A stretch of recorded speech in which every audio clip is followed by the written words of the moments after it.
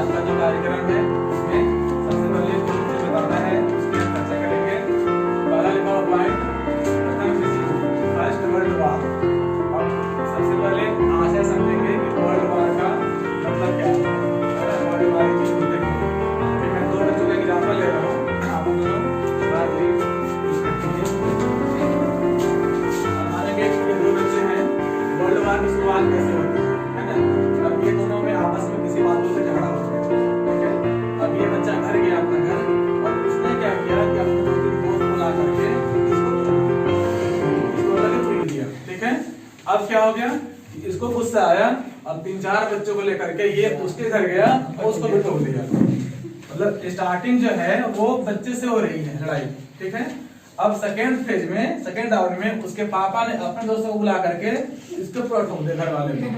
फिर इसके पापा ने क्या किया कि मोहल्ले वाले को बुला करके उसके ऊपर ठोक दिया, है ना। अब उसके मोहल्ले वाले आएंगे, है ना, तब तक इसका जो पूरा एरिया है, पूरा एरिया अपने उस भीड़ में आ जाएगा, ठीक है। दोनों को बैठ जाइए।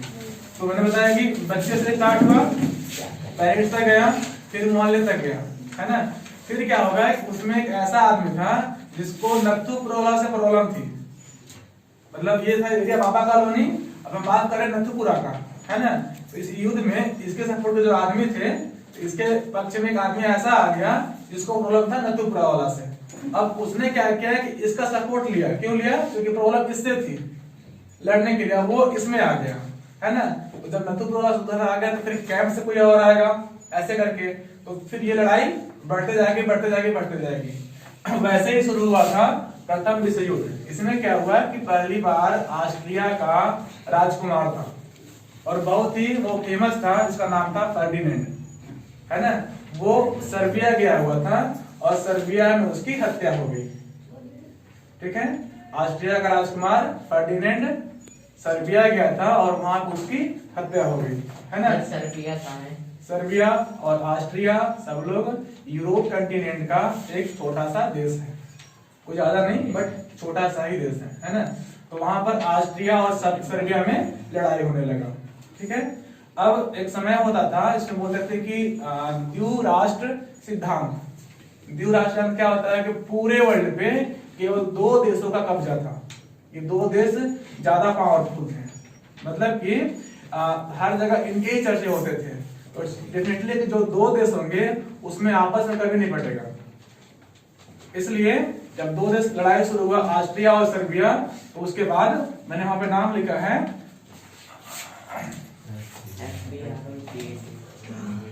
एक नाम लिखा है FBR और सेकेंड मैंने लिखा है गेट। इसको आप फेवर गेट पढ़ सकते हैं शॉर्ट में। मतलब ज्यादा मोस्टली कंट्री यही थे, जर्मनी, ऑस्ट्रिया, तुर्की, फ्रांस, ब्रिटेन, रसिया, ठीक है। तो ऑस्ट्रिया चल रहा था, सर्बिया, फिर ब्रिटेन भी आ गया, इधर से जर्मनी भी आ गया, इधर से फ्रांस भी आ गया, इधर से तुर्की भी आ गया, उधर से रसिया भी आ गया।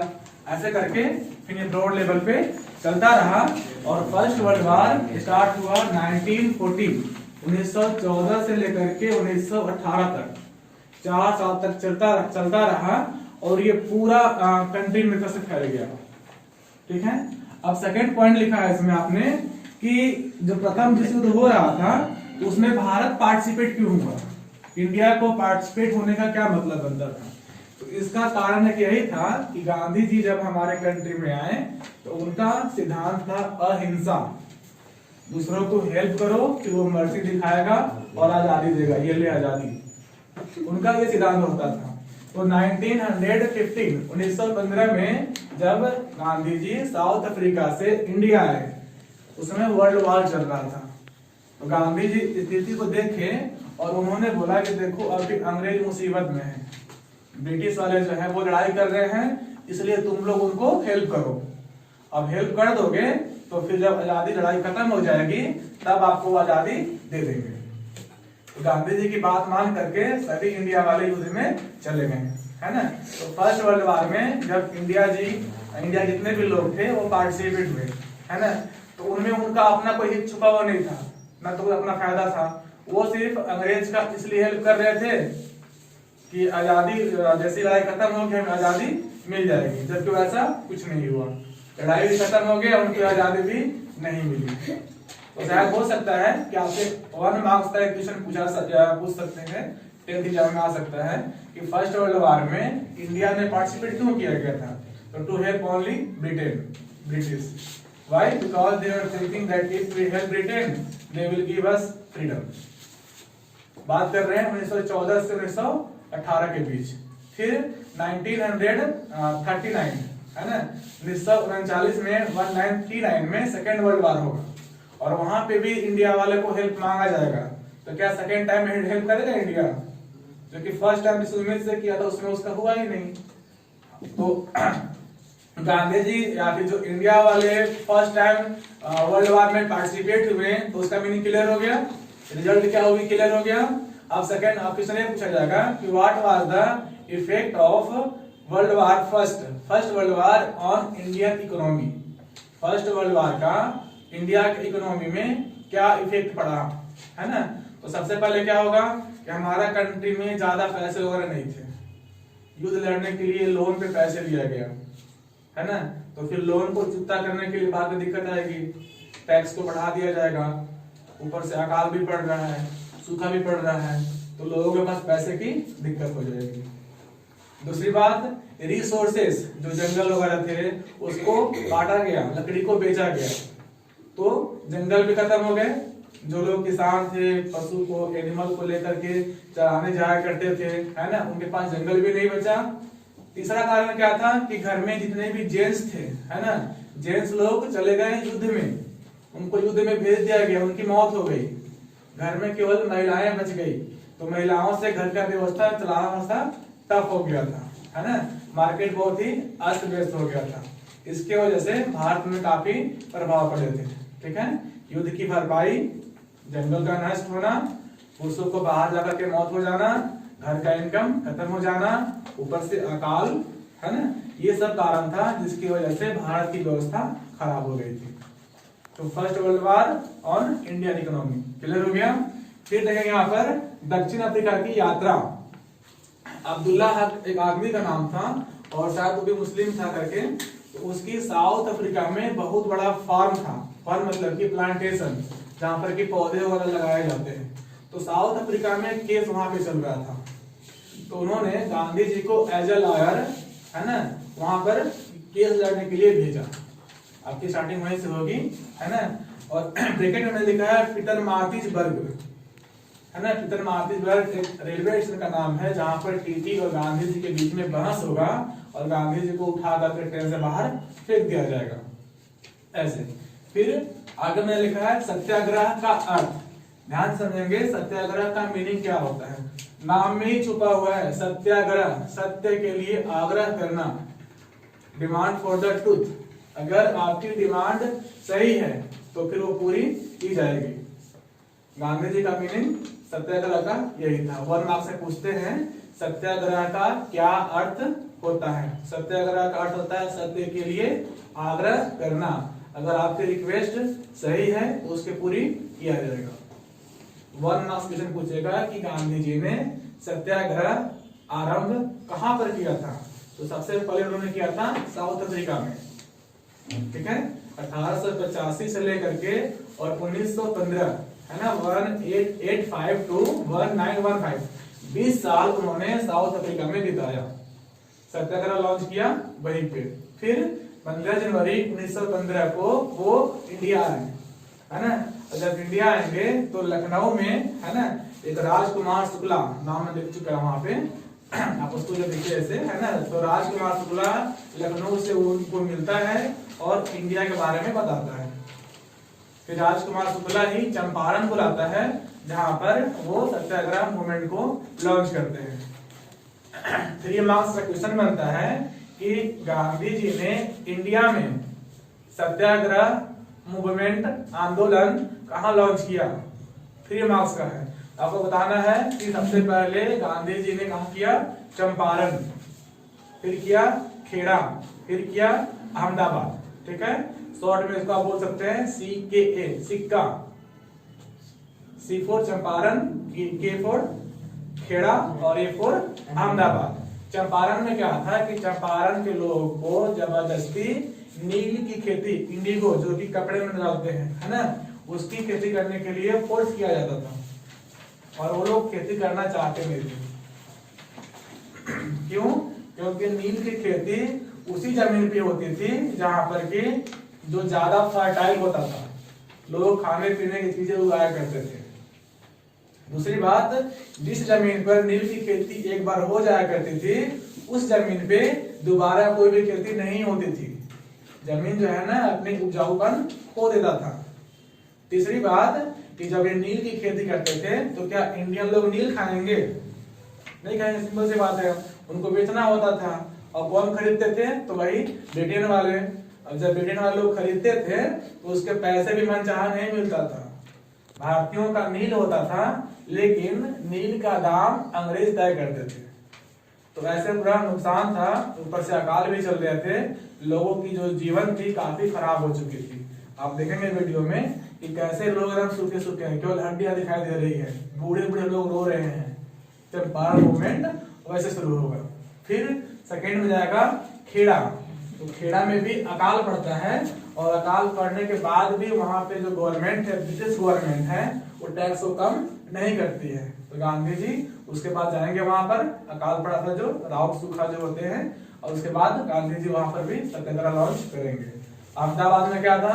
तो वहां पर कॉटन मिल, सूती मिल था, जहां पर जो वर्कर काम करते थे इंडस्ट्री में, उनका काम करने का कोई भी टाइम फिक्स नहीं था। रिगार्डिंग वर्कर के बारे में बहुत सारे प्रॉब्लम थे, तो ये था आपका सत्याग्रह। लगा 3 मैंने बता दिया, सिक्का, चंपारण, खेड़ा, अहमदाबाद। आगे शुरू होता है असहयोग आंदोलन, जिसको आप इंग्लिश में बोलते हैं non cooperation movement. No cooperation, non cooperation, no cooperation, असहयोग, नो सहयोग, है ना। तो असहयोग आंदोलन का अर्थ है ना, नॉन कोऑपरेशन मूवमेंट का अर्थ है कि नो हेल्प। गांधी जी ने यह बताया कि अंग्रेज हमारे ऊपर शासन इसलिए करते हैं क्योंकि हम इनका सहयोग करते हैं, जैसा सहयोग मैंने किया था वर्ल्ड वॉर में, और भी सहयोग करते हैं, है ना। इनके लिए नील उगा कर देते हैं, इनसे पैसे लेते हैं, इसलिए हम लोग इसका कोई सहयोग नहीं करेंगे। आप देखेंगे कैसे गांधी जी लोगों को बनाते हैं कि काम नहीं करना है ना। तो हम लोग सहयोग नहीं करेंगे, तब जाकर के ये लोग फिर हमें आजादी दे देंगे। ये था कौन? असहयोग आंदोलन।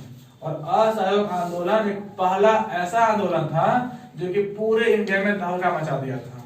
सबसे ज्यादा बदलाव इसी से आए थे।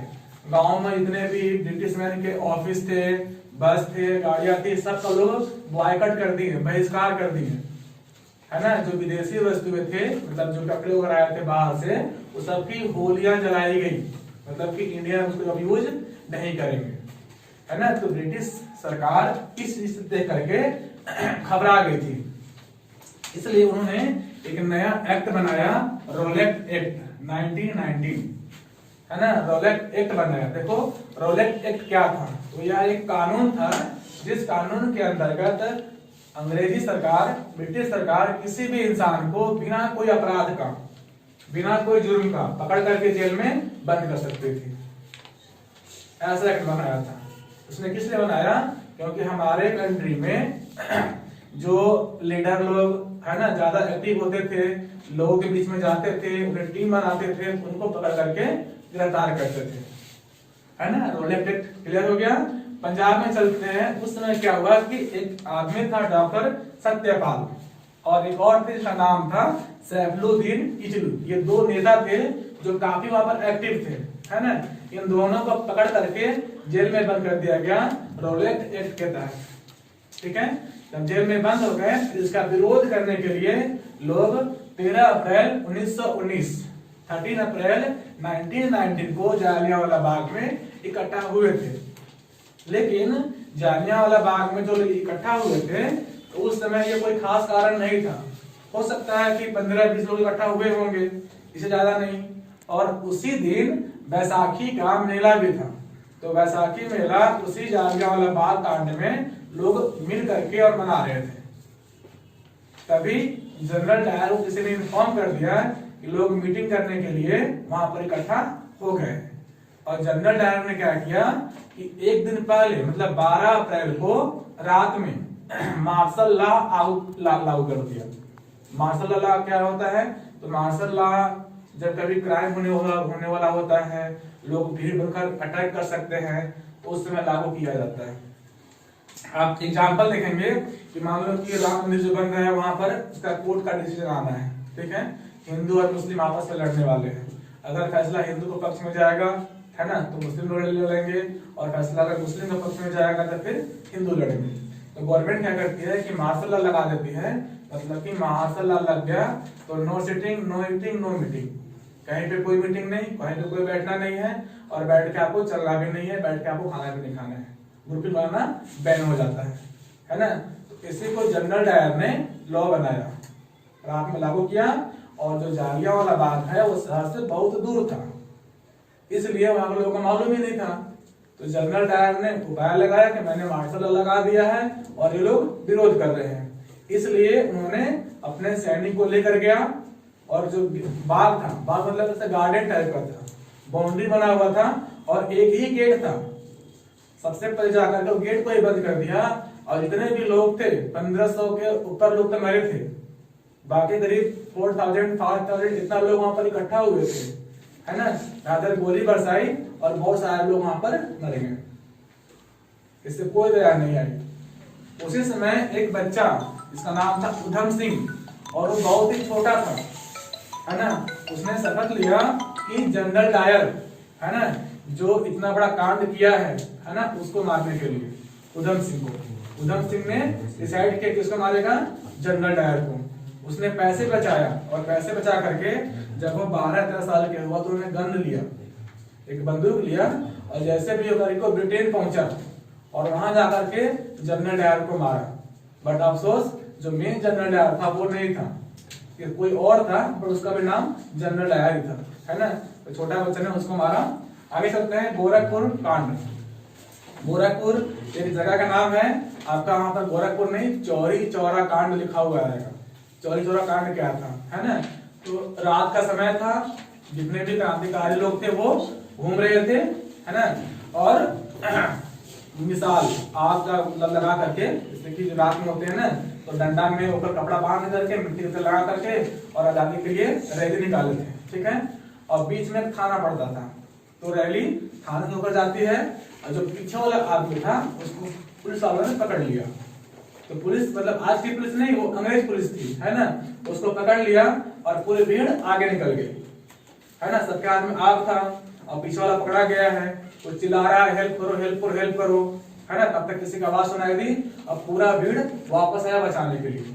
और जब वापस आया बचाने के लिए, तो जितने भी थाने वाले थे, पुलिस लोग थे, उस आदमी को छोड़ करके थाने में घुस गए, पूरा गेट बंद कर दिया। अब क्या था, पूरा भीड़, हाथ में डंडा और आग, पूरा जो आग था डाल दिया थाना में, विंडो से डाल करके पूरा थाना ही जल उठा, है ना। 22 एक दरोगा सहित 22 लोग मर गए, जो मैंने उसमें लिखा है। ये कांड था चौरी चौरा, गोरखपुर, उत्तर प्रदेश, है ना। तो गोरखपुर के होंगे, अब समझे है ना, जो गोरखपुर के होंगे वहां पर चीज को समझ सकते हैं। ये था। आगे देखिए साइमन कमीशन। साइमन कमीशन क्या था, तो यह एक तरह का टीम का नाम था, जिसका हेड कौन था, जॉर्ज साइमन।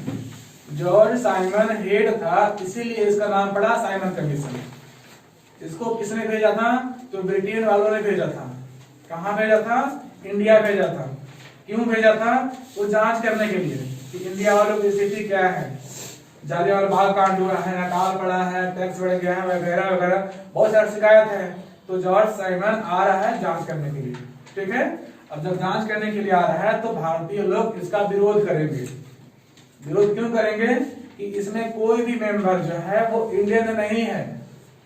तो जब इंडियन ही नहीं है, तो इंडियन की प्रॉब्लम को क्या समझेगा, इसलिए जो है ना इसका विरोध किए हर जगह। साइमन कमीशन गो बैक 1928 1928 में हर जगह इसका विरोध हुआ। इसी का विरोध करते करते पंजाब में हमारे नेता थे लाला लाजपत राय, आपने नाम सुना होगा। इसी का विरोध कर रहे थे, और विरोध करते समय इन पर लाठियां बरसाई गई। इतनी लाठी बरसाई गई कि लाठी बरसाने के कारण ही उनकी मौत हो गई। एक और नेता थे, उनका गर्दन टेढ़ा हो गया था, और कभी भी वो गर्दन सीधा नहीं कर पाए। ये केस हुआ था साइमन कमीशन। आगे देखिए गोलमेज सम्मेलन, इसको कहा जाता है राउंड टेबल कॉन्फ्रेंस 1930, 1931, 1932, है ना। ये 3 साल 3 बार ही लगे थे। इसमें क्या होता था कि ब्रिटेन में सारे पॉलिटिशियन, वहां के जितने भी लोग थे, बैठ करके और रूल्स बनाते थे कि इंडिया में शासन चलाने के लिए और क्या किया जाए। रूल्स जो है वो सेकेंड राउंड टेबल में ही बनते थे, राउंड टेबल कॉन्फ्रेंस जो होता है उसमें ही बनते थे। तो फर्स्ट बन गया था, ठीक है। जब सेकेंड बना था तो गांधी जी वहां पर गए थे, आपको गांधी जी को जाके दिखाया जाएगा। वहां पर जो कपड़ा मिल वगैरह है वहां पर गांधी जी घूमेंगे भी। दिसंबर का महीना है, ठंड का मौसम है, और उस ठंड के महीने में भी गांधी जी जाएंगे भाई धोती पहन कर, कोई खास कपड़े नहीं है, ठंड का मौसम ही है, और उस झेलने के लिए वहां पर भी जाएंगे और लोगों से बोलेंगे कि नहीं आजादी दे दो, आजादी दे दो, है ना। वहां पर बात करेंगे, है ना। गांधी जी एक स्लोगन बोलते हैं कि मैंने घुटने देकर रोटी मांगे थे और बदले में मुझे कंकड़ मिला। इतने ठंड में वो सेकेंड राउंड टेबल कॉन्फ्रेंस में गए थे आजादी मांगने के लिए, लेकिन उनको कुछ भी नहीं मिला। 1 मार्क्स क्वेश्चन पूछेगा कि पूरा इंडियन में जो गांधी जी हैं वो एक बार ही गए थे 1931 में, जो सेकेंड राउंड टेबल था दूसरा वाला, उसमें गांधी जी गए थे। लेकिन एक आदमी है जो कि तीनों में गया था, उसका नाम है भीमराव अंबेडकर, जो कि संविधान बनाए हैं। ये था गोलमेज सम्मेलन, ठीक है। अब आते हैं पूना समझौता, पूना पैक्ट 1932, 1932 ईस्वी में। इसमें क्या था कि जो ब्रिटिश गवर्नमेंट थी उसका नियम था डिवाइड एंड रूल, लोगों को बांटो और फिर शासन करो, है ना। पहले हिंदू मुस्लिम ईसाई जितने भी लोग थे सब लोग मिलकर रहा करते थे, और जो बांटने का बीज बोया गया वो उनकी ही देन है कि आज भी देखो हिंदू मुस्लिम जितने भी हैं, सिख ईसाई जितने भी हैं, वो नहीं बनता है। लेकिन उससे पहले सब लोग मिलकर रहा करते थे, है ना। तो डिवाइड रूल उनका ही रूल था। तो पूरा तत्व में क्या होता है कि जो ब्रिटिश गवर्नमेंट है उन्होंने लॉ बनाया, एक एक्ट पास किया, जिसमें से जो हरिजन होते हैं, जो एसटी एससी के लोग होते हैं, उनके लिए अलग इलेक्शन का प्रोसेस किया गया। और भीमराव अम्बेडकर खुश, क्योंकि ये भी एसटी एससी में आते थे, है ना, तो वो उसका सपोर्ट कर रहे थे। उस वक्त गांधी जी को यरवदा जेल मुंबई, जहां पर संजय दत्त को भी रखा गया था सलमान खान जामशुदा केस के लिए, तो उसी जगह बंद किया गया था, है ना। मुंबई का यरवदा जेल का नाम है, वहां पर गांधी जी को बंद किया गया था। अब गांधी जी जान रहे हैं कि अम्बेडकर को जब तक हम नहीं बुलाएंगे और बात नहीं करेंगे तब तक मेरा फिर से समाज बट जाएगा। एक तो हिंदू मुस्लिम में बांटा, अब एसटी एससी और ओबीसी में बांटेगा, तो जब ज्यादा लोग बढ़ जाएंगे तो लोग कमजोर हो जाएंगे। तो उन्होंने अनशन किया, कहां पर, जेल में ही, कि जब तक अम्बेडकर नहीं आएगा तब तक बातचीत करेंगे, तब तक नहीं काम कुछ भी हम नहीं खाएंगे नहीं पिएंगे, है ना।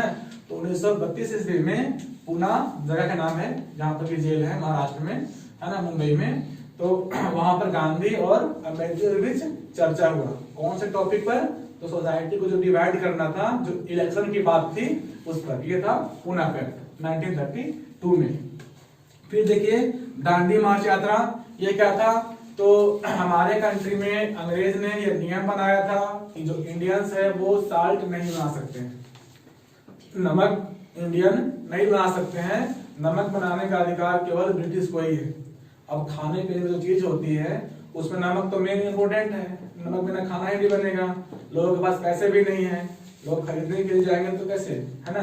जो जमीन है, पानी है, तो सबका हक होता है, जंगल है सबका हक होता है, जंगल को भी बांट रखा था, उसमें भी आप पशु को चलाने के लिए नहीं जा सकते हैं, तो वहां भी आजादी नहीं था। तो गांधी जी ने गुजरात के साबरमती आश्रम, है ना, वहां से 24 मील दूर, है ना, 240 मील दूर दांडी, दोनों जगह के नाम है, ठीक है। साबरमती आश्रम से दांडी गए 224 मील दूर, 12 मार्च से स्टार्ट किए और 6 अप्रैल को वहां पहुंचे। 24 दिन लगा था, पूरा दिखाया जाएगा। तो करके वो दांडी मार्च पूरा करेंगे और समुद्र का पानी जो है उसे बॉयल करके और नमक बनाएंगे। ये पूरा होगा दांडी मार्च। उसके बाद होगा सविनय अवज्ञा आंदोलन, मतलब कि सिविल डिसओबीडियंस मूवमेंट, CDM, मतलब कि अब ये हुआ कि अंग्रेज अगर हमें कुछ आज्ञा दे तो भी आनाकानी करना है, सुनना नहीं है। पहले क्या था, हम सहयोग नहीं करेंगे, और अब अगर मुझे करेंगे, है ना, ऑर्डर करेंगे तो भी हम लोग सुनेंगे नहीं। ये था सिविल डिसओबीडियंस मूवमेंट। अब आगे आते हैं हिंदू मुस्लिम की लड़ाई, क्योंकि दरार तो पहले ही हो गया था, हिंदू मुस्लिम बढ़ चुके थे।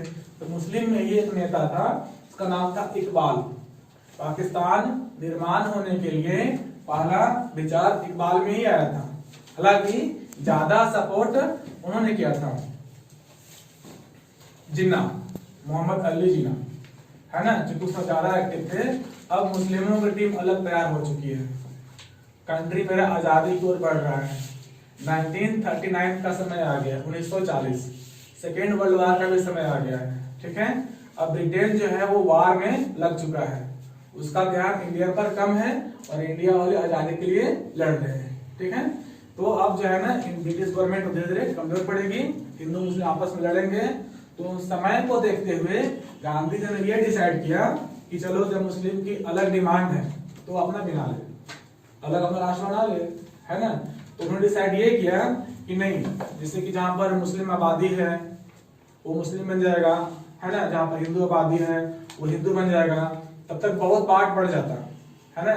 तो ये डिसाइड किया गया कि पाकिस्तान बनने के लिए और हिंदुस्तान बनने के लिए कौन सा एरिया पाकिस्तान जाएगा और कौन सा एरिया हिंदुस्तान जाएगा, इसके डिसाइड किया गया कि जो राजा है, किंग है, वो उनके ऊपर डिपेंड करता है, या तो पाकिस्तान में मिल जाए वो तो हिंदुस्तान में मिल जाए। फिर भी उस समय दो पाकिस्तान बना, पूर्वी पाकिस्तान जिसको आज हम बोलते हैं बांग्लादेश, और पश्चिमी पाकिस्तान जो कि आज पाकिस्तान है ना। चारों तरफ त्राहियां मचे हुए थे, लोग काफी परेशान थे, किसी की माँ की गर्दन काट दिया गया, क्योंकि क्या है, मुस्लिम है, जान रहे हैं कि यहाँ पर हिंदू है, आया जेल में काट गिरा दिया, अब हिंदू है वहां पे मुस्लिम है, गए काट गिरा दिया, ऐसे ही है ना, जैसे काटते हैं जानवर को, वैसे आदमी को काट रहे थे। आप देखेंगे पूरा त्राहिमाम बचा हुआ है, इस तरह का गदर मूवी जो आई है, आप देख सकते हैं, पूरा वो लड़ाई का ही सीन है, उसी बनाया गया ऐसे करके। हाँ, तो आगे देखेंगे ऐसे ही, ऐसे करते समय पाकिस्तान निर्माण भी हो जाएगा, और गांधी जी की हत्या करेगा नाथूराम गोडसे, एक आदमी का नाम है। फिल्म की स्टार्ट पे वहीं से होगी, पहले नाथूराम गोडसे मारेगा, है ना, उस पर होगा। क्यों मारा, उसका वही था, उसका फैमिली खत्म हो चुका था, अकेला बचा हुआ था, मन में काफी क्रोध था कि ये हिंदू मुस्लिम आपस में लड़ रहे हैं, आबादी हिंदू की ज्यादा थी, अगर हिंदू चाहते तो पूरे मुस्लिम को हटा सकते थे, एक बात कहा जा रहा है। लेकिन जो नेता लोग थे वो कभी ऐसा नहीं चाहते थे, और इंडिया का ठीक कभी ऐसा नहीं थी। तो गांधी उसने सोचा कि नहीं, जब तक गांधी है लड़ाई होता रहेगा, इसलिए गांधी को मार डालो गया और गांधी को ही खत्म कर दिया। बाकी क्लास में आपको बताया जाएगा। धन्यवाद।